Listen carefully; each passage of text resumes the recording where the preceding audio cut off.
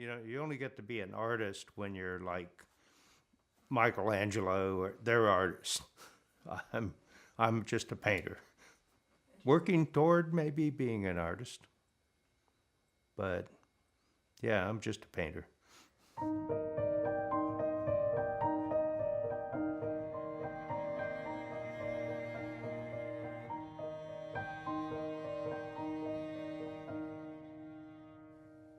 I just like old stuff. I'm quite comfortable with it, that yes, I'm nostalgic, and yes, I am romantic, and I think people who like my work are generally that way also. I remember when computers first came in, I went to a lecture where they talked about, you better get on the computer super highway. If you don't, you're going to be left on the back roads. And at that time I sort of realized the back roads are interesting, the superhighway is not. So I stayed on the back roads, I guess. In a lot of my earlier paintings, I would do the painting of an object and then sometimes actually take the real object and somehow glue it onto the paper itself.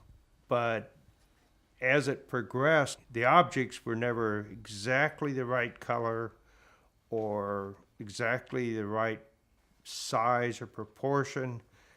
I started making the objects out of paper. The idea of taking a three-dimensional object and painting it to look like a two-dimensional object, and a two-dimensional object painted to look like a three-dimensional object. There's something about physically moving things around on a page which you really don't have that opportunity to do in watercolor. You can do sketches ahead of time or think about where something will go, but once you've painted the rock, it's going to stay there.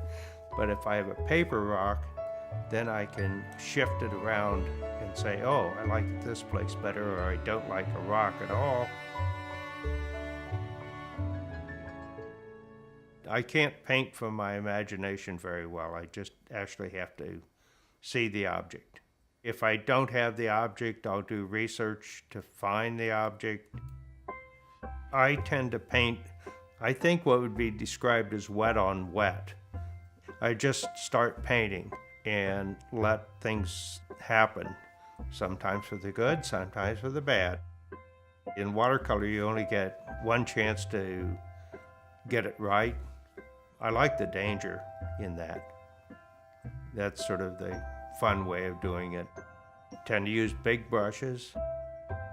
Because I'm using very stiff paper, I start out by taking the whole paper and soaking it for half hour, and then I staple it down to a big board so it'll stay flat.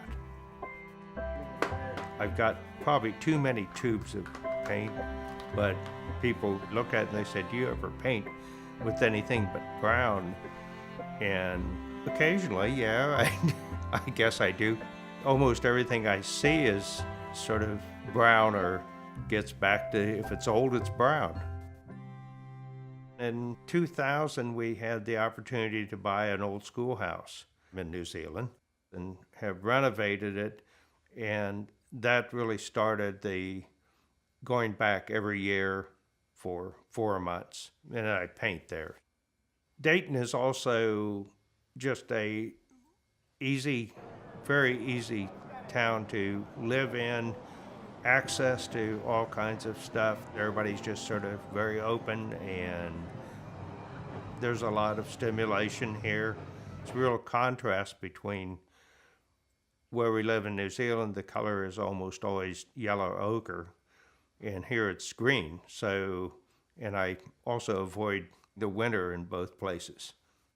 I'm really keen on collecting art and having a lot of art around, and somebody asked me one time what my definition of art was, and I said, well, it's what people don't throw away. And so in 500 years, you sort of hope that somebody will find something and say, I've always had this, and I don't know anything about it. Let's take it to Antiques Roadshow. I don't know. It feels good to have people like your work now and look at it and really have meaning to them and hang it on their wall, but the real goal here is to have somebody have it in 500 years. That's what it's all about. I'm making the stuff that I hope gets stuffed into the trunk and rediscovered by somebody else.